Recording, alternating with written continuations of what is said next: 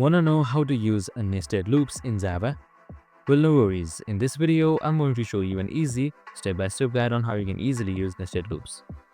So this is a classic nested loop example in my code right here. So you can just simply copy up and modify this code. Now in this code, we will be printing a triangle of stars. The outer loop controls the number of lines. Here it runs exactly 3 times. So the inner loop prints stars up to the current line number. So the outer loop is for int_i and the inner loop starts with int_j. After that is done, your line 1 gets 1 star, line 2 gets 2 and so on. And after that is done, we have created 3 stars just like that. Now you can just run this code up and it will be a success and you will be seeing the results just like that. I hope this video helped. If it did, make sure to like, subscribe and tune in with us for more of these videos. See you in the next one.